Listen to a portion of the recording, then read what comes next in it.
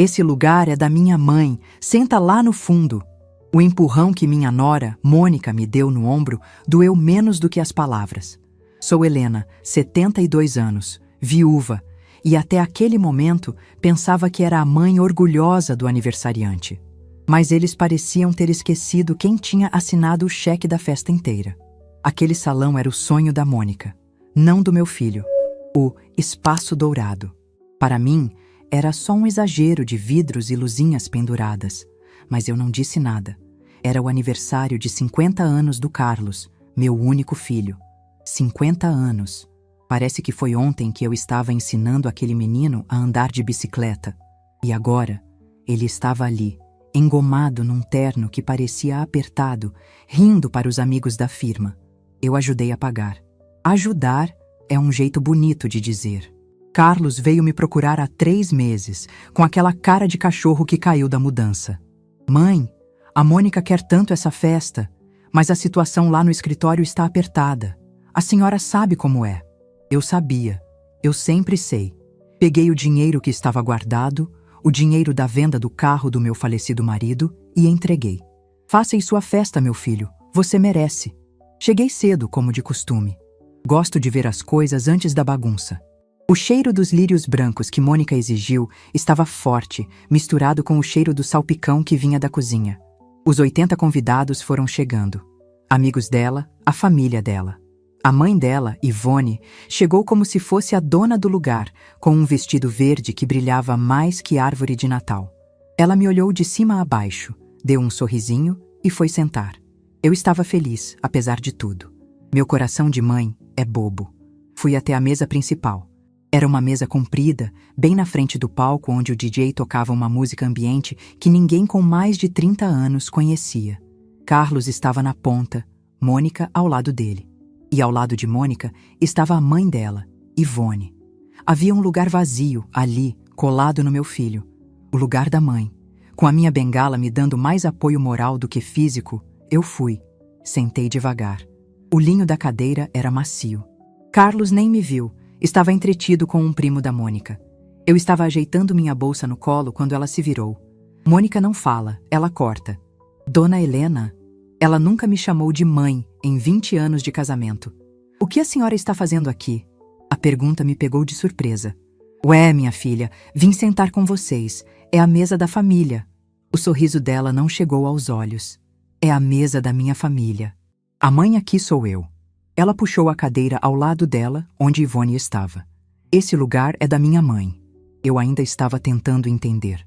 Mas, Mônica, eu sou a mãe do aniversariante. Foi aí que ela fez. Na frente de todos, 80 convidados. A música parou por um segundo, ou talvez foi só na minha cabeça. Ela colocou a mão no meu ombro e me empurrou. Não foi com força, mas foi com desprezo. Um empurrão para me tirar do lugar. Senta lá no fundo. Ela apontou com o queixo para uma mesinha redonda, encostada perto da porta da cozinha, onde os garçons entravam e saíam. Pedi para montarem uma mesa extra para a senhora não ficar sozinha. O salão ficou mudo. Eu senti meus ouvidos queimarem. Vergonha alheia, eles chamam. Não, era vergonha minha. Uma humilhação tão profunda que meu estômago gelou. Eu olhei para o meu filho, Carlos. Ele viu. Ele viu a esposa dele me empurrar. E ele desviou o olhar. Deu um gole na bebida e virou para o outro lado. Naquele momento, eu não era mais a mãe. Eu era um estorvo. Um móvel velho que não cabia na decoração nova. Ivone, a outra mãe, a mãe de verdade, segundo Mônica, ajeitou o chale e me olhou com pena. Uma pena que era pior que o empurrão. Senti as lágrimas querendo vir. Aquele choro quente de raiva e tristeza. Eu podia fazer 2 coisas. Podia ir para a mesinha do fundo, perto da cozinha, e chorar quietinha até a hora de ir embora. Ou podia fazer o que eu tinha que fazer. Mônica achou que tinha ganhado. Ela se sentou, vitoriosa. Mas ela esqueceu de um detalhe. Ela pode ter escolhido o salão, o buffet e os lírios fedidos. Mas ela não pagou por eles. Eu paguei. Eu paguei o DJ. Respirei fundo, segurei o choro. A raiva do desrespeito público me deu uma força que eu nem sabia que tinha.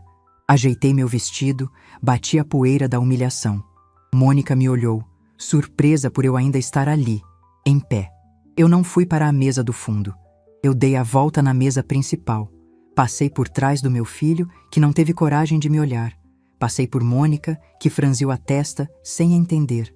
E fui andando, devagar e firme, com a minha bengala batendo levemente no piso de madeira. Eu fui até o cantinho onde o rapaz do som estava, o DJ. Ele era um menino novo, de fone de ouvido. Quando paguei o sinal para ele, na semana passada, ele foi muito educado. Ele me viu chegando e tirou os fones. O salão inteiro estava me olhando. 80 convidados esperando para ver o que a velhinha humilhada ia fazer. Eu cheguei perto do menino e sorri. Ele não sabia o que estava acontecendo. Eu peguei o microfone da mão dele. Ele tentou dizer alguma coisa, mas eu apenas pisquei.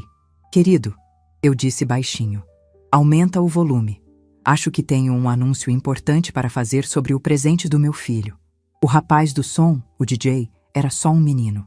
Ele me olhava com os olhos arregalados como um gatinho assustado. Do outro lado do salão, eu vi Mônica se levantando. O rosto dela não estava mais sorridente. Estava vermelho, uma cor feia que não combinava com o vestido caro dela. Ela começou a andar na minha direção, rápido. Ela achou que eu ia fazer um escândalo, que eu ia chorar, que eu ia estragar a festa perfeita dela. Ela achou que eu ia reclamar do empurrão. Mônica, minha nora, sempre pensou que eu era burra. Ou melhor, não burra. Ela achava que eu era inofensiva. Uma velhinha. O que é uma velhinha? É uma coisa que fica num canto, que come papinha, que não dá opinião. Uma velhinha que serve para duas coisas, assinar cheque e morrer logo para deixar a herança. Eu segurei o microfone. O metal estava gelado na minha mão quente. Minha mão tremia um pouco, mas não era de medo, era de raiva. Uma raiva de 72 anos, guardada, fermentada. Uma raiva que eu mesma não sabia que tinha. Mônica estava vindo. Dona Helena, me dá isso. A senhora bebeu? A voz dela foi baixa, sibilada, só para eu ouvir. Mas o microfone estava ligado. Eu levantei o aparelho. O chiado leve que deu fez o salão inteiro prender a respiração. 80 pessoas. 80 convidados que tinham visto ela me empurrar da cadeira da mãe. 80 convidados que viram meu filho, Carlos, o aniversariante de 50 anos, desviar o olhar. Eu olhei para o meu filho. Ele estava parado, pálido, com o copo de uísque na mão. Ele parecia um poste inútil. Carlos, eu disse. Minha voz saiu nos alto-falantes. Ecoou por todo o espaço dourado. Uma voz de velha. Uma voz que, de repente, todo mundo foi obrigado a ouvir. Carlos congelou. Mônica parou no meio do caminho. Carlos, meu filho, eu repeti. Eu preciso dizer uma coisa. O meu poder, eu descobri ali, não era o dinheiro. O dinheiro já tinha ido. O meu poder era a memória. E eu me lembrava de tudo. Eu me lembrei do dia, 3 meses atrás, que ele e Mônica foram na minha casa. Minha casinha simples, no bairro antigo. Eles chegaram com um bolo de padaria. Quando Mônica traz bolo, ela quer alguma coisa. Mãe, disse Carlos, com aquela voz mansa que ele usa para pedir. 50 anos é uma data importante. Claro que é, meu filho, meio século. Eu disse feliz, servindo o café. Então, Mônica começou, limpando a boca num guardanapo de papel. Eu e o Carlinhos, a gente estava pensando. A gente merece uma festa boa, uma festa de nível, sabe? Para os amigos do escritório, para a minha família. Uma festa é ótimo, eu concordei. Mas tem que ser no Espaço Dourado, mãe, disse Carlos. É o sonho da Mônica. O sonho da Mônica. Eu olhei para as mãos dela. As unhas feitas, o anel de brilhante que eu sabia que o Carlos ainda estava pagando. E quanto custa esse sonho, Mônica? Ela me disse o valor. 50 mil reais. Meu coração de mãe é bobo, mas minha cabeça não é. Meu filho, eu não tenho esse dinheiro. Claro que tem, mãe, Mônica disse, rápida demais. E o dinheiro do Opala do papai, aquele carro velho que a senhora vendeu, está parado no banco rendendo nada. O dinheiro do Alberto. O meu marido, que trabalhou 35 anos debaixo de sol e chuva, que amava aquele carro mais do que tudo. O dinheiro que ele me fez prometer usar para mim. Helena, se eu for primeiro, viaje. Vá ver o mar. Eu não vi o mar. Eu estava vendo a ganância. Mãe, por favor, Carlos pediu. Eu te pago de volta. Eu sabia que era mentira. Assim como eu sabia que o carro novo dele não estava no nome dele, estava no nome da firma, para fugir do imposto. Eu sabia que as férias que eles tiraram para a Europa, no ano passado, foram pagas com o bônus que ele me disse que não tinha recebido. Eu sabia. Eu sempre soube. Mas eu fingia que não. Porque quando você é mãe, você tem uma capacidade infinita de se enganar. Você acha que, se der mais um pouquinho, se ajudar só mais essa vez, o amor volta. Eu dei o dinheiro. 50 mil reais. Metade do que eu tinha guardado para a minha velhice. E agora eu estava ali, com um microfone na mão. Mônica, eu disse no microfone. O nome dela pareceu estourar os alto-falantes. Volte para a sua cadeira. Ela me olhou com ódio. Um ódio puro que ela nem tentou esconder. Senta lá, perto da sua mãe. No lugar que você guardou para ela. Ivone, a outra mãe, a mãe importante, ficou roxa. Os convidados começaram a cochichar. O salão parecia uma panela de pressão. Boa noite a todos, eu disse tentando soar calma. Desculpem a interrupção. Eu sou a Helena. Para quem não me conhece, eu sou a mãe do aniversariante. Uma senhora lá no fundo bateu palma, mas parou no meio, com vergonha. Meu filho, Carlos. Eu me virei para ele. Ele não conseguia me olhar nos olhos. 50 anos. Que maravilha. Eu me lembro do seu primeiro aniversário. A gente fez um bolinho de fubá. Você se lambuzou todo. Foi o dia mais feliz da minha vida. Carlos baixou a cabeça. E hoje, 50 anos depois, olhe só para isso. Eu fiz um gesto com a mão livre, mostrando o salão. Que festa linda! Esses lírios, esses lustres, essa comida que vocês estão comendo. Eu fiz uma pausa. O garçom que estava passando com a bandeja de camarão parou. Sabe, quando a gente fica velha, eu continuei, a gente começa a pensar no que realmente importa. A gente pensa no legado, no que a gente deixa, e eu, como mãe, sempre quis deixar o melhor para o meu filho. Eu queria dar um presente especial para ele. Um presente que mostrasse o quanto eu o amo. E há 3 meses eu dei. Mônica se mexeu na cadeira. Ela sabia o que vinha aí. Eu dei esta festa, cada centavo dela. O silêncio ficou ainda mais pesado. As pessoas não sabiam se ficavam chocadas com a informação ou com a minha falta de vergonha de dizer. Sim, sim, eu disse.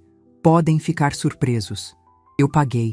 Paguei com o dinheiro da venda do Opala do meu falecido marido. Um dinheiro que, francamente, eu devia ter usado para ir ver o mar. Eu paguei o aluguel deste espaço dourado. Eu paguei o buffet que minha nora Mônica fez questão de escolher, o mais caro. Eu paguei as bebidas que vocês estão tomando. Eu paguei o DJ, aliás, um rapaz muito simpático. Eu olhei para o meu filho. Eu paguei, Carlos, porque você me pediu. Você disse que era o sonho da sua esposa. Mônica levantou de novo. Já chega. Alguém tira esse microfone dela. Ela está senil. Está estragando a festa. Senil? Eu ri. O som da minha risada no microfone foi assustador. Não, minha querida. Senil, não. Eu estou apenas fazendo as contas. Eu olhei para os convidados. Muitos eram amigos de firma do Carlos, pessoas que ele queria impressionar. Vocês sabem, eu disse. Minha nora acabou de me dizer que este lugar, eu apontei para a cadeira vazia ao lado do meu filho, não era meu, era da mãe dela. E ela me mandou sentar. Onde foi mesmo, Mônica? Ah, sim, lá no fundo, perto da cozinha. O choque no rosto das pessoas foi visível. A humilhação, que antes tinha sido vista só por alguns, agora era de todos. Eu sou uma mulher de 72 anos. Eu ensinei esse homem a ler. Eu paguei a faculdade dele. E hoje, no aniversário dele, eu fui tratada como um estorvo, como um cachorro velho que atrapalha a visita. Mãe, por favor, Carlos finalmente falou. A voz dele saiu fraca, um miado. Não, Carlos, agora eu falo. Meu tom foi duro. Aquele não era o tom da Dona Helena que faz bolo. Era o tom da Helena que fechava negócio na oficina. Eu descobri uma coisa hoje. Eu descobri que o meu investimento foi ruim.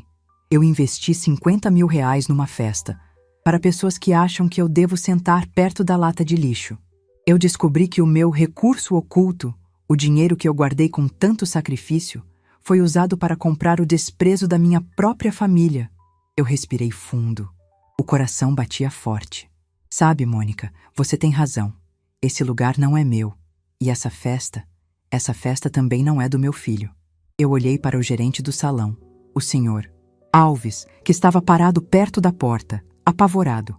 Eu tinha falado com ele na semana anterior para acertar os últimos detalhes. Ele era um homem correto. Senhor Alves, eu chamei no microfone. O senhor está aí? Ele deu um passo à frente. O contrato desta festa está no meu nome. Os pagamentos foram feitos da minha conta. Ele balançou a cabeça, confirmando. Ótimo. Eu estava pensando...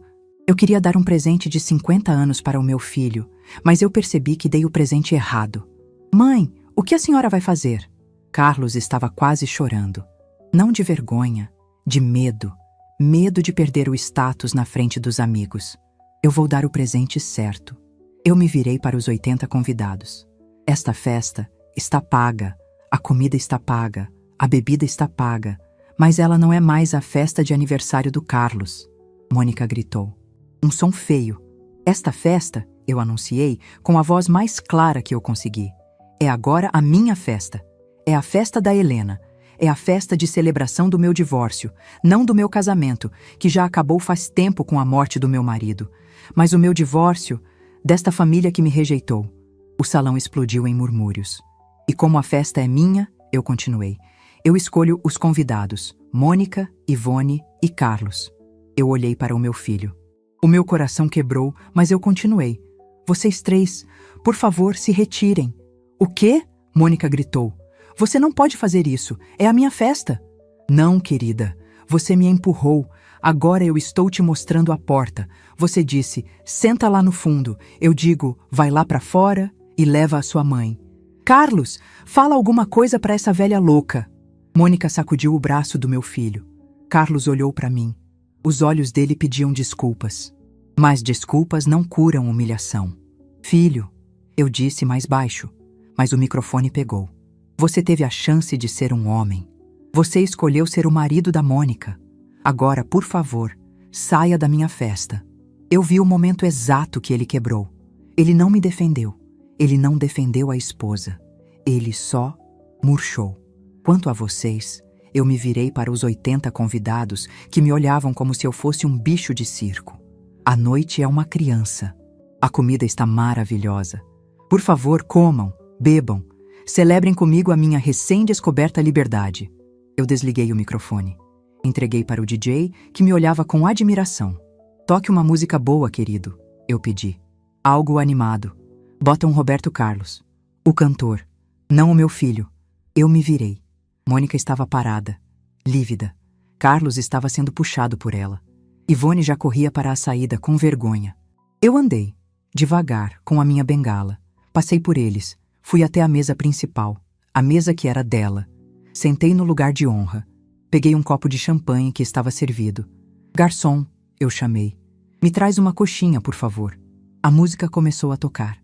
Como é grande o meu amor por você. Irônico. Eu olhei para a porta.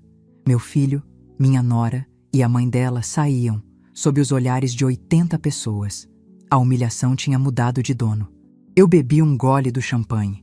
Era quente e doce, como a vingança. Mas eu sabia, no fundo do meu coração, que aquilo era só o começo. O show tinha acabado, mas a verdadeira execução estava apenas começando. A música do Roberto Carlos começou a tocar, mas os 80 convidados pareciam estátuas de sal. Ninguém sabia se podia comer, se devia ir embora ou se aplaudia. Eu tinha acabado de expulsar o aniversariante, a esposa dele e a sogra dele da própria festa. Quer dizer, da minha festa. Eu peguei a coxinha que o garçom me trouxe. Estava morna. Dei uma mordida. O catupiry era de boa qualidade. Eu que paguei, afinal de contas. Uma senhora que eu não conhecia, amiga da Ivone, com certeza, levantou-se com o marido e saiu pisando duro, sem olhar para trás. Ótimo. Menos 2 bocas para eu alimentar. Mas a maioria ficou. Ficaram pelo choque, pela fofoca. O ser humano adora assistir a um bom incêndio, desde que o fogo não seja na casa dele. Eu levantei meu copo de champanhe. Senhor Alves, chamei o gerente que ainda estava pálido perto da porta. A festa continua.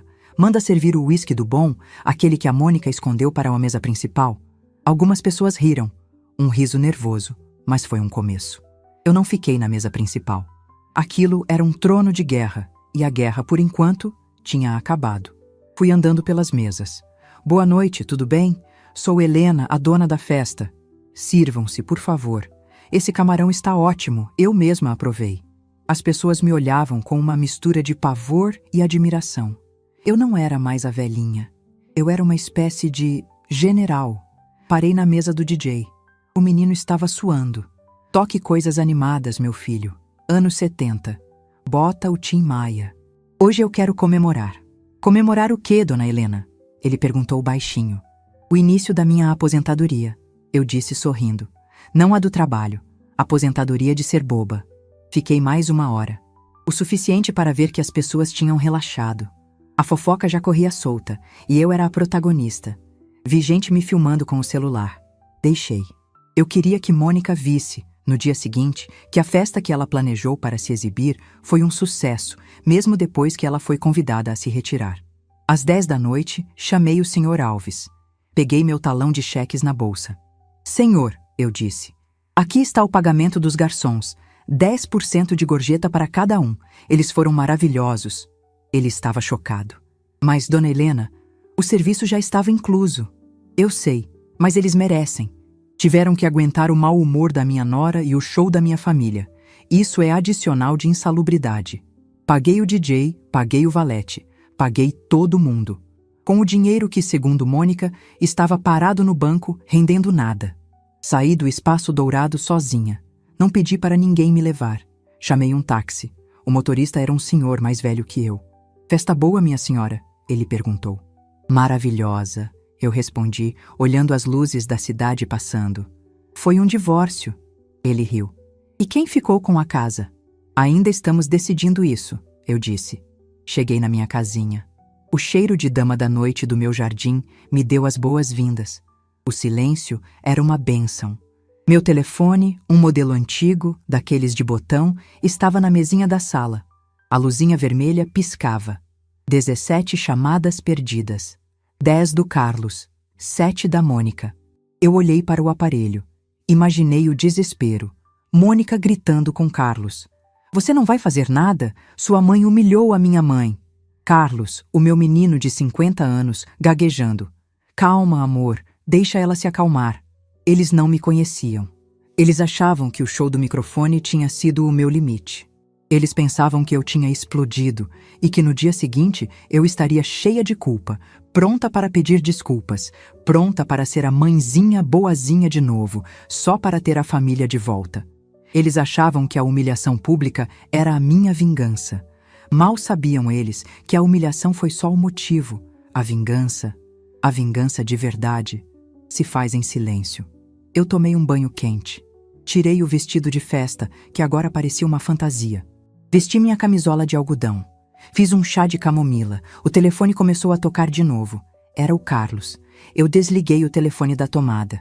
Fui dormir. Dormi como uma pedra. Foi a primeira noite em 20 anos que eu dormi sem me sentir um capacho. Acordei com o sol na cara. 6 da manhã. O telefone continuava morto, porque eu o mantive assim. Fiz meu café coado. O cheiro do pó se misturando com a água quente era o cheiro da minha vida. Simples, real. Eu fui no meu escritório. Um quartinho nos fundos, onde o Alberto, meu marido, guardava as ferramentas. Hoje, eu guardo os papéis.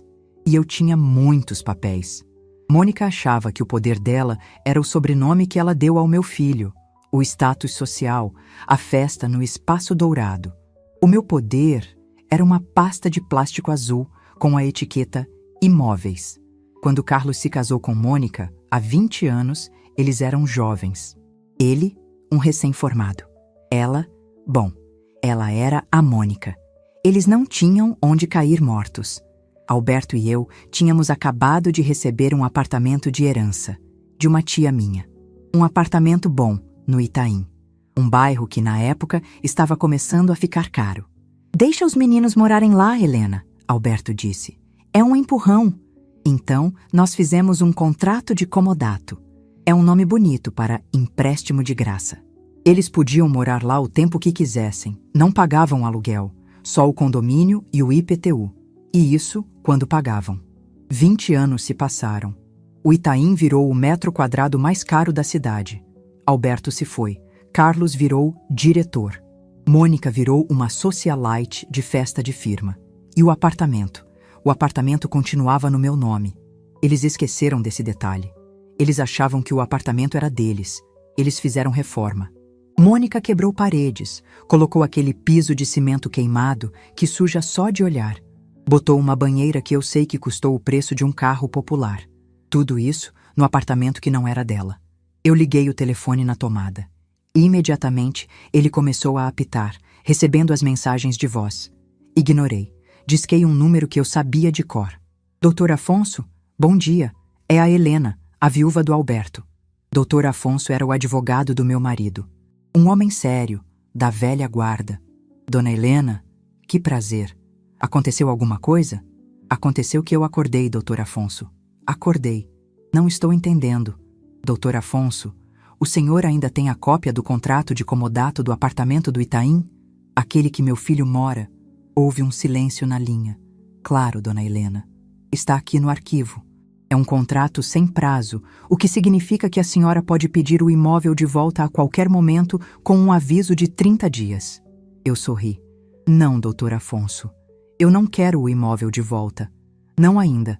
Eu quero renegociar. Renegociar? Sim. O comodato acabou. Foi bom enquanto durou. 20 anos de aluguel grátis. Agora eu quero começar a cobrar. Quero que o senhor redija uma notificação. Um aviso de término de comodato e proposta de contrato de locação. Doutor Afonso pigarreou. Ele estava entendendo o jogo. Dona Helena, um aluguel naquele endereço, por aquele apartamento, com as reformas. Estamos falando de, por baixo, uns 12 mil reais por mês. Que ótimo, eu disse animada. O dinheiro do Opala acabou, sabe? A festa foi cara. Eu preciso dessa renda. Pode colocar 12 mil. E mande por um oficial de justiça. Hoje, eu quero que chegue na mão da minha nora, Mônica. Na mão dela? Sim, o apartamento está no meu nome. O contrato de comodato estava no nome do Carlos. Mas eu quero que a Mônica receba o papel. Quero que ela veja o valor. Ela é boa com números. Quando é para gastar? Desliguei o telefone e fui cuidar das minhas samambaias. A confusão deles, que eu só podia imaginar, era a minha paz. Eu sabia que o telefone tocaria. E ele tocou. Por volta das 11 da manhã, quando o oficial de justiça deve ter chegado ao prédio chique deles. Eu atendi. Mãe? Era o Carlos. Ele não estava chorando. Ele estava sem ar. Oi, meu filho. Que bom que ligou. O aniversário foi ontem, mas feliz 50 anos de novo. Mãe, que papel é esse? Que brincadeira é essa? De que papel você está falando, Carlos? Eu me fiz de desentendida. Eu ouvi a voz da Mônica no fundo. Me dá esse telefone, Carlos. Você não sabe falar com ela? Houve um barulho e a voz dela surgiu estridente. Sua velha. O que a senhora pensa que está fazendo? 12 mil reais? A senhora enlouqueceu de vez? Bom dia para você também, Mônica. Eu não estou louca. Estou fazendo negócios. O apartamento é meu. O comodato acabou. O aluguel para o mês que vem é 12 mil reais. Se achar caro, pode procurar outro lugar. Ouvi dizer que a sua mãe, Ivone, tem um sofá-cama ótimo. Houve um silêncio de choque. Ela não esperava isso. Ela esperava que eu chorasse. Ela me empurrou para a mesa do fundo. Eu estava tirando o chão debaixo dos pés dela. Você não pode fazer isso. Nós gastamos uma fortuna aqui. A reforma, o piso, a banheira. Ah, a banheira. Que bom que lembrou. Você botou uma banheira num apartamento que não era seu? Pela lei, Mônica, isso se chama benfeitoria. E como você fez sem minha autorização por escrito, ela fica para o imóvel. Obrigada. Você valorizou o meu patrimônio. Eu ouvi um som que parecia um soluço. A grande Mônica, do Espaço Dourado, estava chorando. Dona Helena, por favor. A voz dela mudou. Ficou mansa, falsa. Foi um mal-entendido. A festa. Eu estava nervosa. A senhora sabe como eu sou. Eu sei, eu disse seca. Eu sei exatamente como você é. E é por isso que o aluguel é 12 mil. Teria sido 10, mas depois de ontem teve um reajuste por humilhação. E o Carlos? Você vai fazer isso com o seu filho? Carlos é um homem de 50 anos. Está na hora de ele pagar o próprio aluguel. Ou você paga, ou vocês têm 30 dias para sair. Dr. Afonso foi muito claro. Passou o dia de eu ter pena, Mônica. Mas nós não temos esse dinheiro. 12 mil. Nós gastamos tudo. As economias. Nós. Vocês o quê, Mônica? Gastaram tudo no quê? Eu sabia a resposta. Nós compramos o carro novo. Trocamos o seu filho. Ele merecia. Eu quase ri. Carlos merecia. E eu merecia sentar no fundo, perto da cozinha? Foi a minha mãe. Ela insistiu em sentar na frente. Eu não tive culpa. Você me empurrou, Mônica. Eu não empurrei. Eu só toquei na senhora. Mônica, eu disse. E minha voz estava tão fria que eu mesma me assustei. O oficial de justiça está aí? Entregue o papel assinado para ele. O aluguel vence todo dia 5. Se atrasar um dia, Dr. Afonso entra com a ordem de despejo. Tenha um bom dia. Eu desliguei. Desliguei o telefone e senti uma coisa que não sentia há muito tempo. Poder. Não o poder do dinheiro, mas o poder de quem sabe o seu valor. Eles me subestimaram por décadas. Acharam que porque eu era quieta, eu era fraca. Porque eu era mãe, eu era obrigada a aguentar tudo. O momento crucial não foi na festa. Foi agora. Foi ela, a rainha do espaço dourado, percebendo que o castelo dela era meu e que a velhinha tinha acabado de trocar a fechadura. A execução foi silenciosa. Um telefonema, um pedaço de papel, sem gritos, pelo menos não da minha parte, sem show, apenas a lei. O telefone tocou de novo. Desta vez, eu atendi no primeiro toque. Era o Carlos. A voz dele estava trêmula. Mãe, me perdoa. Ah, o arrependimento. Ele sempre chega, mas ele não chega pela culpa. Ele chega pelo bolso. Perdoar pelo quê, Carlos? Por desviar o olhar quando sua esposa me empurrou? Ou por morar de graça 20 anos nas minhas costas e ainda achar que eu era um estorvo? Mãe, 12 mil. A gente não tem. Isso não é um problema meu, Carlos. É um problema de vocês. Vocês são adultos. Deem um jeito, vendam o carro novo. Vender o carro? Mônica me mata. Que pena. Eu estou viva e ela tentou me matar de vergonha. Estamos quites. Mas mãe, o escritório. A senhora não entende. Eu tenho uma reputação. Eu preciso daquele apartamento. Eu preciso daquele carro. Se meus sócios souberem... Seus sócios? Eu parei. Eu tinha esquecido desse detalhe. O escritório do Carlos, a firma de consultoria que ele abriu. Eu tinha mais papéis na minha pasta azul. Carlos, eu disse devagar. Vamos fazer um acordo. Eu não vou cobrar os 12 mil. Sério, mãe? A voz dele se encheu de alívio. Ah, mãe, eu sabia. Eu sabia que a senhora ia entender. A Mônica, ela é difícil, mas... Calma, Carlos, eu não terminei. Eu não vou cobrar os 12 mil, porque vocês vão sair do apartamento. O quê? Sair? Mas... Para onde a gente vai? Não sei. Para a casa da Ivone? Lá para o fundo? Vocês têm 30 dias. Mãe, pelo amor de Deus, não faz isso comigo, com a minha carreira. Eu sou seu filho. Sim, você é, eu disse. E é por isso que eu estou te dando 30 dias. Se fosse só a Mônica, eu dava 24 horas. Mas por quê? Por causa de uma cadeira? De uma festa? Não, Carlos. Por causa da sua vida. Por causa do que vocês fizeram. Vocês me trataram como lixo. E agora, vocês vão descobrir o preço do lixo. Eu estava pronta para desligar, mas ele disse a frase que selou o destino dele. A senhora não pode fazer isso. A firma está toda. A senhora não sabe o que a senhora está fazendo? Ah, mas eu sabia. Eu sabia muito bem. Carlos, eu disse, e agora minha voz era doce, mas era um doce de veneno. Você está me devendo 50 mil reais da festa. E eu acho que acabei de me lembrar onde eu posso conseguir esse dinheiro de volta. Aquela sua firma. A sala comercial onde ela funciona. De quem é o nome que está na escritura mesmo? Porque eu andei olhando uns papéis velhos. E acho que não é o seu. O silêncio do outro lado da linha foi a coisa mais barulhenta que eu já ouvi. Eu tinha acabado de dizer ao meu filho de 50 anos que a sala comercial onde ele brincava de ser diretor não era dele, que era minha. Eu podia ouvir a respiração dele, rápida e rasa. E ao fundo, um grito fino, estrangulado. Era Mônica. "O quê? O que foi agora? Carlos, fala comigo!" "Mãe!" Carlos finalmente disse. A voz era um fiapo. "A sala?" "Não, mãe. A sala não. O apartamento, tudo bem, a gente dá um jeito. Mas a firma é a minha vida. É a minha reputação. A senhora não pode." "Eu não posso?" Minha voz estava calma. Era uma calma de lagoa funda, que esconde o que tem embaixo.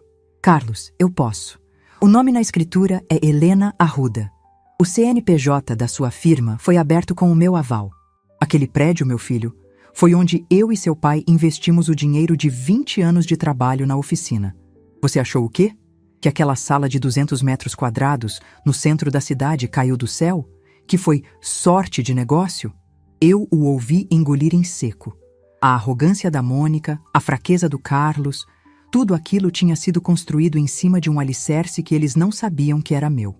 Eles estavam morando de favor na minha casa, trabalhando de favor no meu prédio, e ainda tinham a coragem de me mandar sentar no fundo. "Mônica está aí?" Bota no viva voz. Eu quero que ela ouça. "Não, mãe, por favor, ela..." "Agora, Carlos, ou eu vou aí." Houve um clique. Sua velha." A voz da Mônica era puro veneno. "A senhora está destruindo a vida do seu filho. A senhora quer matar ele de vergonha?" "Não, Mônica," eu disse, no tom de quem explica matemática para uma criança teimosa. "Eu estou apenas cobrando o aluguel. Vocês não gostaram do preço de 12 mil reais pelo apartamento? Tudo bem, vamos falar da sala comercial. Pelo que eu vi no mercado, uma sala daquele tamanho, naquele ponto, não sai por menos de 18 mil por mês. Como eu sou uma boa mãezinha, eu nunca cobrei." 18 mil, Mônica repetiu. Ela parecia que ia desmaiar. "Mas isso acabou. Sábado, na festa, vocês me humilharam, me empurraram, me trataram como lixo, e eu cansei de ser o tapete de vocês. O tapete, Mônica, agora tem dono, e o dono resolveu levantar." "E o que a senhora quer?" Carlos perguntou, a voz derrotada. "Eu quero uma reunião, amanhã, 9 horas da manhã, no escritório do Dr. Afonso, o meu advogado. Se vocês não aparecerem, ao meio-dia o oficial de justiça vai lacrar a porta da minha sala comercial. E você, Carlos, vai explicar para os seus funcionários e para os seus amigos da firma por que eles estão desempregados. E você, Mônica, vai explicar para o seu cabeleireiro por que o cartão da firma foi cancelado." Eu desliguei. Eu não desliguei o telefone da tomada dessa vez. Eu queria ouvir, mas eles não ligaram. O choque deve ter sido grande demais. Eu fiz o meu jantar. Um prato de feijão com arroz. A comida da minha vida inteira. Simples, honesto, forte.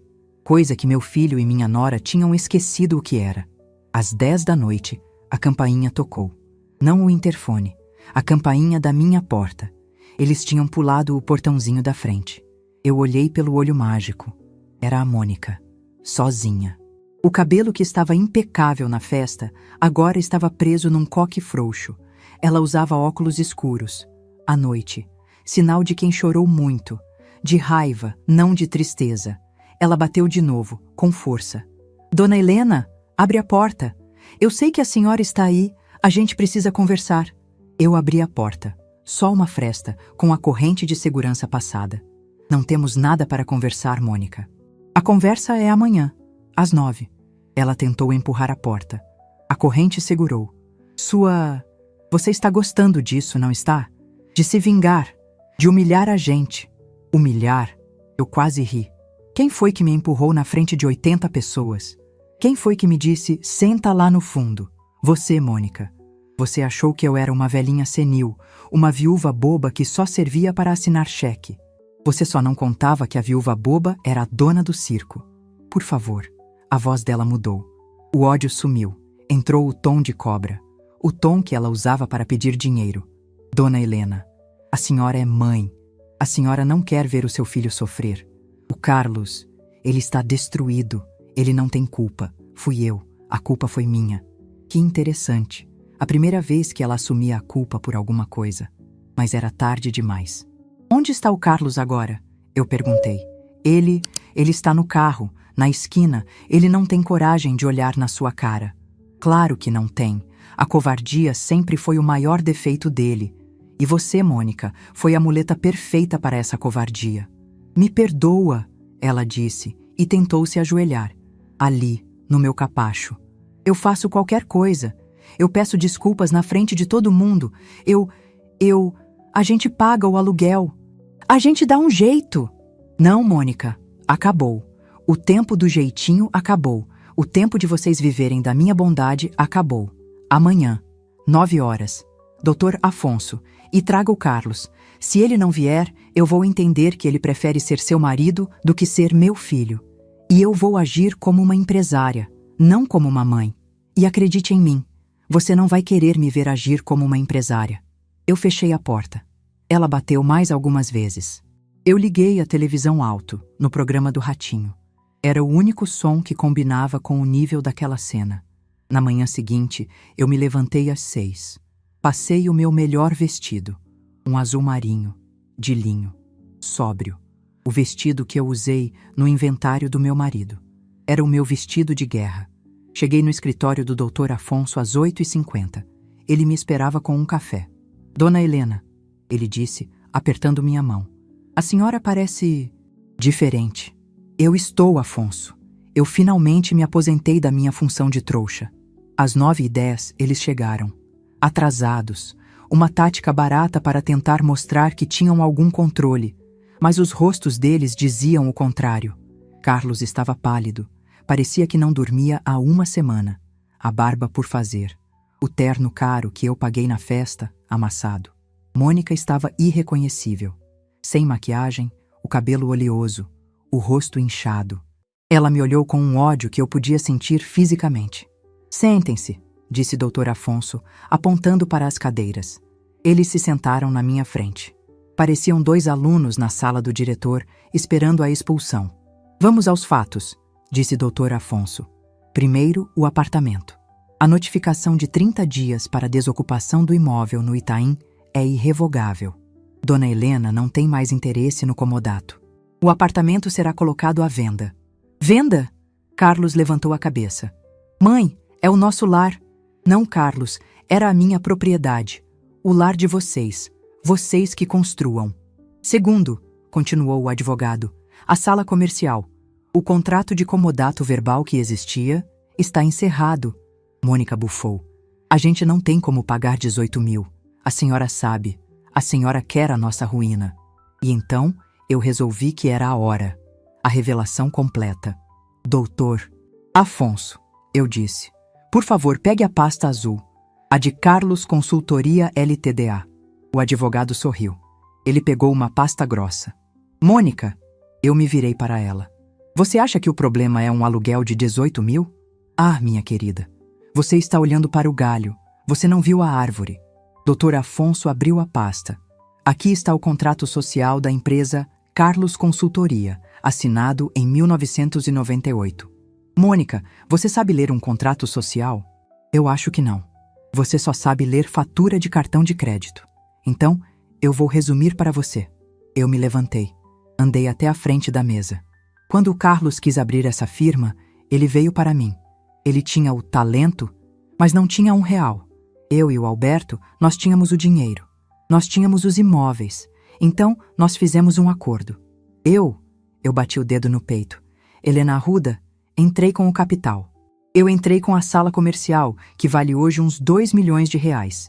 Eu entrei com o capital de giro, 200 mil reais na época, para pagar móveis, computadores e o seu salário, Carlos, por 1 ano.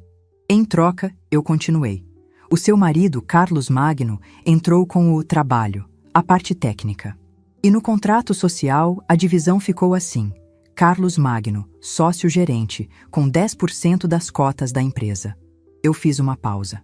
Mônica me olhava sem entender. E eu, Helena Arruda, sócia investidora, com 90% das cotas. O choque. O rosto da Mônica passou de vermelho para branco. Ela olhou para o Carlos. O quê? 10%? Carlos, Isso é mentira. Fala para ela que é mentira. Você me disse que a empresa era sua. Carlos não conseguia falar. Ele afundou na cadeira. Ele não pode falar que é mentira, eu disse. Porque está aqui, assinado. Com firma reconhecida. 90%. Mônica estava em transe.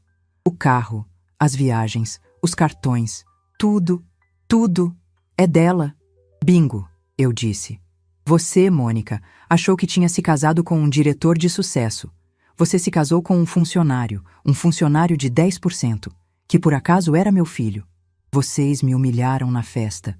Vocês que vivem do meu dinheiro. O espaço dourado que eu paguei. O uísque que eu paguei. A roupa que vocês usavam. Tudo, Mônica. Tudo era meu. Você me empurrou para fora da minha mesa. Você me mandou sentar lá no fundo da festa que eu paguei, com o dinheiro da empresa que eu sou dona. A senhora é um monstro. Mônica cuspiu as palavras. Não, eu disse, me aproximando dela. Eu sou uma mãe que cansou. Eu sou uma mulher de 72 anos que descobriu que o maior investimento da vida dela, o meu filho, deu prejuízo. Doutor Afonso, eu me virei. Os novos termos. O advogado limpou a garganta. A partir de hoje, Dona Helena, como sócia majoritária, assume a presidência e a gestão financeira da empresa. O quê? Carlos gritou. Mãe, a senhora não sabe tocar a firma. Eu não sei? Eu toquei a oficina do seu pai por 30 anos. Eu sei cada centavo que entra e que sai. E eu sei, por exemplo, que o cartão corporativo que a Mônica usa pagou 13 mil reais de bolsa na semana passada. Isso acabou. Mônica soltou um som. Carlos, eu me virei para ele. Você tem uma escolha. Você continua com os seus 10%. Mas você não é mais diretor. Você é gerente de operações. Você vai ter um salário fixo, um salário de mercado. Nada de prolabore gordo. Nada de carro da firma. O Audi volta para a garagem hoje. Você vai bater ponto como todo mundo. E você, Mônica? Você não é nada. Você não entra mais naquele prédio. E o apartamento? Carlos perguntou derrotado. 30 dias, nenhum a mais. Mas, para onde nós vamos? Com o que nós vamos viver? A senhora tirou tudo. Carlos estava chorando. Um homem de 50 anos, chorando como um menino. Não, Carlos, eu não tirei nada de vocês. Eu só peguei de volta o que é meu. Eu estou dando a vocês a oportunidade que vocês nunca tiveram. A oportunidade de começar do zero, de ter o que é de vocês. Vocês vão aprender o que é pagar aluguel, o que é fazer supermercado com o dinheiro contado, o que é ter uma vida de verdade, não essa fantasia que vocês viviam às minhas custas. E o dinheiro da festa, eu lembrei. 50 mil reais. Eu quero de volta. Doutor. Afonso, por favor, execute o prolabore do sócio-gerente. Até o valor ser pago, o salário do Carlos, os 10% dele, vem para mim. Nós vamos viver de quê? Mônica gritou se levantando. A senhora tirou tudo. Não, Mônica, eu não tirei tudo. Eu só peguei de volta o que é meu. Vocês dois vão viver com o que é de vocês. E pelo que eu estou vendo, vocês não têm absolutamente nada. Eu me levantei. Peguei minha bolsa. Eu vou mandar trocar as fechaduras do escritório hoje à tarde. Carlos, se você quiser o seu novo emprego de gerente de operações, esteja lá amanhã às 8 da manhã. De ônibus, de preferência. Se você não aparecer, eu vou entender que você prefere a sua dignidade de diretor falido. E você, Mônica? Eu disse, parando na frente dela. Espero que a sua mãe tenha um quarto vago, lá no fundo. Porque parece que o seu lugar de honra na mesa principal acabou. Eu saí da sala do Dr. Afonso e respirei o ar da rua. Pela primeira vez em 20 anos, o ar parecia limpo. Eu não era mais a mãezinha. Eu era a Helena. E a nova dinâmica de poder tinha acabado de ser estabelecida. Eu saí da sala do Dr. Afonso e não olhei para trás. Deixei para trás os destroços da vida que eu mesma tinha financiado. Deixei meu filho de 50 anos chorando como um menino e minha nora, Mônica, com o rosto branco de ódio. O ódio de quem perde não a dignidade, mas a conta bancária. Eu não fui para casa. O sol da manhã estava forte, mas eu me sentia disposta. Peguei um táxi. Para onde, minha senhora? O motorista perguntou. Eu dei o endereço da Carlos Consultoria Ltda. Eu precisava tomar posse. O poder que um papel assinado te dá é uma coisa, mas o poder de sentar na cadeira que é sua? Ah, isso é outra história. Cheguei no prédio comercial. O porteiro me olhou com aquela cara de quem vê uma velhinha e já pensa que está no lugar errado. Pois não, senhora. A firma da Dona Mônica é só com hora marcada. Dona Mônica não manda mais nada aqui, eu disse, firme. Eu sou Helena Arruda, a dona, a sócia de 90%. Por favor, libere a minha entrada. Ele ficou pálido. Meus 72 anos, meu vestido de linho azul marinho e a minha bengala, de repente, pareciam um uniforme de general. Subi. O escritório era exatamente como eu lembrava das raras vezes que fui lá. Parecia uma vitrine de loja cara. Um exagero de vidro, aço escovado e um sofá branco que dava medo de sentar. A secretária, uma moça chamada Beatriz, que eu sabia que fazia todo o trabalho pesado, levantou os olhos. Dona Helena? O senhor Carlos não... Bom dia, Beatriz. O senhor Carlos não é mais o diretor. Eu sou. Por favor, chame o chaveiro. Quero trocar a fechadura da sala da presidência. E cancele imediatamente todos os cartões corporativos. Todos, menos o meu, que o doutor Afonso vai providenciar. Beatriz me olhou. Ela não parecia surpresa. Ela parecia aliviada, como alguém que finalmente viu a justiça chegar, mesmo que vindo da pessoa mais improvável. A sala do Carlos, que agora era minha, fedia a perfume caro da Mônica. Havia um quadro horrível na parede, umas manchas coloridas que ela devia achar moderno. A primeira coisa que fiz foi tirar aquele troço da parede. Sentei na cadeira de couro. Era grande demais, feita para um homem que queria parecer importante. Para mim estava ótima. Eu passei a tarde ali. Beatriz, a secretária, foi meu braço direito. Beatriz, me traga os balanços dos últimos 5 anos. Beatriz, quem é o fornecedor desse café em cápsula caríssimo? Beatriz, qual o nome da consultora de imagem que a Dona Mônica contratou com o dinheiro da firma? Em 3 horas, eu descobri o rombo. Mônica não gastava. Ela sangrava a empresa. Jantares, viagens, bolsas, até o spa da mãe dela, a Ivone, era pago pela consultoria. O meu filho, o diretor, era só o fantoche que assinava. No dia seguinte, eu cheguei às 8 da manhã. O chaveiro tinha feito o trabalho dele. A sala estava com cheiro de produto de limpeza que eu mesma mandei comprar. O quadro feio estava no lixo. Às 8h37, ele chegou. Carlos. Ele não parecia o homem de 50 anos da festa. Parecia ter 70. O terno estava amassado. Ele não tinha feito a barba. Ele parou na porta da firma e olhou para a Beatriz. Ela está aí? Bom dia, senhor Carlos, disse Beatriz, com uma firmeza que eu não conhecia. A dona Helena está na sala dela, mas a sua nova mesa é aquela ali, na gerência de operações. Ela apontou para uma baia. Uma mesa simples no meio de todo mundo. Ele me olhou através do vidro da minha sala. Eu levantei a cabeça e apenas o encarei. Não havia raiva no meu olhar. Havia gestão. Ele andou, devagar, como um homem indo para a forca. Sentou na cadeira simples, ligou o computador.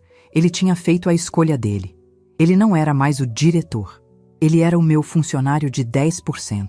Um funcionário que, por acaso, era meu filho. A primeira semana foi um inferno. Não para mim. Para eles. O doutor Afonso me ligou. Dona Helena, o oficial de justiça foi ao apartamento. Eles se recusam a sair.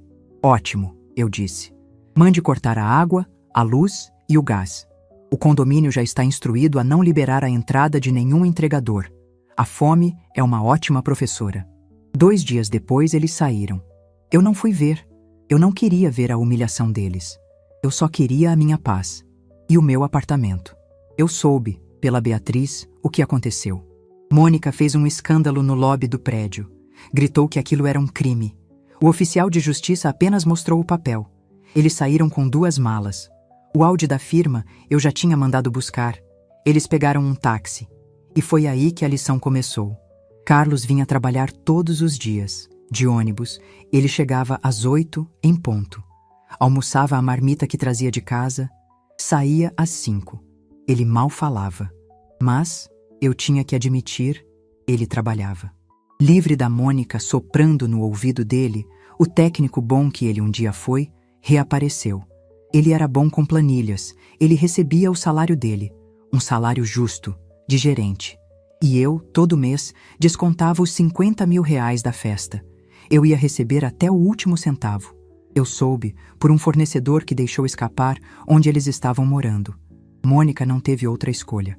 Ela e Carlos foram morar lá no fundo, na casa da mãe dela, a Ivone. Eu imaginei a cena. Mônica, a rainha do espaço dourado, tendo que dividir o banheiro com a mãe. Tendo que ouvir da Ivone que o marido dela, afinal, não era o diretorzão que ela pensava. A humilhação que ela me deu na festa, agora era o prato diário dela. A justiça às vezes não é cega. Ela é irônica. Quanto a mim, eu estava florescendo. O escritório sob o meu comando mudou. Eu tirei os vidros foscos. Eu botei um bule de café de coador na copa. Quem quiser, se serve, eu disse. Eu chamei a Beatriz na minha sala. Beatriz, eu disse, eu vi os relatórios que você preparava para o Carlos. E eu vi os relatórios que ele apresentava para mim. Eram os mesmos, só que ele assinava o nome dele. Ela ficou vermelha. Dona Helena, Você, eu a interrompi. Estava fazendo o trabalho de 2 e ganhando por meio. A partir de hoje, você é a nova gerente geral. O Carlos vai se reportar a você. Os olhos daquela menina se encheram de lágrimas. Mas, Dona Helena, e o Sr. Carlos? O Sr. Carlos vai aprender o que é hierarquia, e você vai aprender o que é ser chefe. Eu não estou te dando um presente. Estou te dando uma responsabilidade. Agora, vá trabalhar. A empresa, que era um poço de vaidade da Mônica, começou a dar lucro. Lucro de verdade. Eu tirei os contratos de imagem e investi em pessoas. Os funcionários que antes tinham medo, agora trabalhavam com gosto. Eles me respeitavam. Não porque eu era a mãe do chefe, mas porque eu era a chefe. 3 meses depois da festa, a minha vida era outra. O apartamento do Itaim foi vendido. Eu peguei o dinheiro, uma fortuna que eu nem sabia que tinha, e investi. O dinheiro da venda do Opala do meu marido, que eu tinha torrado na festa, voltou multiplicado por 100. Eu continuei morando na minha casinha, com minhas samambaias. Mas eu reformei a cozinha. Botei um fogão novo. E todo dia eu recebia a visita de alguém. Beatriz vinha tomar café. Dr. Afonso vinha discutir investimentos. Até o Carlos apareceu um dia. Num sábado. Ele bateu na minha porta. Estava magro. O terno barato que ele comprou com o salário novo parecia largo. Mãe, ele disse. Entra, Carlos. Nós sentamos na minha cozinha nova. Eu servi café. Como vai a Mônica? Eu perguntei. Não por preocupação, mas por formalidade. Ela foi embora, ele disse baixo. Embora? Ela foi morar com uma tia no interior. Ela não aguentou. A vida na casa da mãe dela não era o que ela esperava. Ela disse que eu não era o homem com quem ela casou. Ela está certa, eu disse, e dei um gole no meu café. O homem com quem ela casou era uma farsa, financiada por mim. Ele me olhou. Pela primeira vez em 50 anos, ele me olhou. Não como um caixa eletrônico, mas como um filho. Ela quer o divórcio, ele disse. É justo. Ela se casou com o diretor do Audi. Você é o gerente que anda de ônibus. Ela é esperta. Mãe, me perdoa. Eu olhei para aquele homem de 50 anos, quebrado na minha frente. Eu senti raiva? Não. Eu senti pena? Não. Eu senti nada. O amor de mãe, que eu achava que era incondicional, tinha, afinal, uma condição: respeito. Eu te perdoo, Carlos, eu disse. Eu perdoei você no dia em que eu tirei o seu cartão de crédito. Mas o meu perdão não te dá o apartamento de volta. Não te dá o cargo de diretor. O perdão é meu. O resto é seu. Você tem que construir. Eu sei, ele disse. Eu posso almoçar com a senhora domingo? Eu olhei para ele. O meu menino. Tão quebrado, tão real. Pode, eu disse. Mas traga o pão. Ele saiu da minha casa. E eu, pela primeira vez, não chorei de tristeza por ele. Eu me senti leve. Eu tinha 72 anos. Eu era dona de uma empresa de sucesso. Eu tinha um filho que estava dolorosamente aprendendo a ser homem. E eu tinha um sonho. Um sonho antigo que o meu Alberto, meu falecido marido, me pediu. Helena, se eu for primeiro, viaje. Vá ver o mar. Na segunda-feira seguinte, Eu cheguei na firma. Beatriz estava a todo vapor.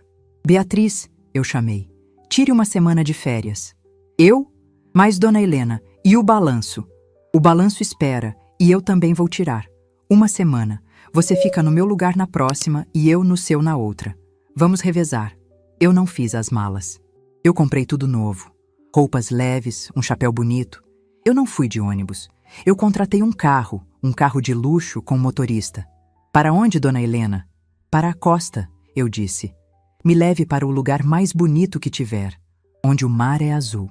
Eu cheguei no hotel mais caro, um hotel que a Mônica sonharia em frequentar. Eu paguei à vista. Naquela tarde, eu desci para a praia.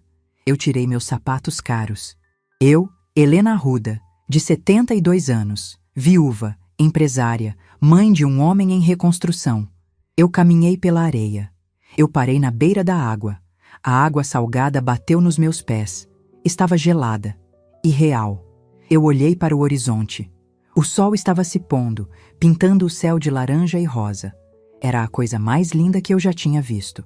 Na festa do meu filho, eles me mandaram sentar lá no fundo. Eles acharam que o meu lugar era perto da cozinha, no escuro, onde eu não atrapalharia. Mas ali, de frente para o mar, eu entendi. O mar não tem fundo. O mar é todo ele, principal. Eu respirei fundo. O cheiro de sal. A minha vida inteira eu fui a esposa, a mãe, a viúva, a velhinha. Hoje, eu finalmente era a Helena. E o meu lugar era exatamente onde eu quisesse estar.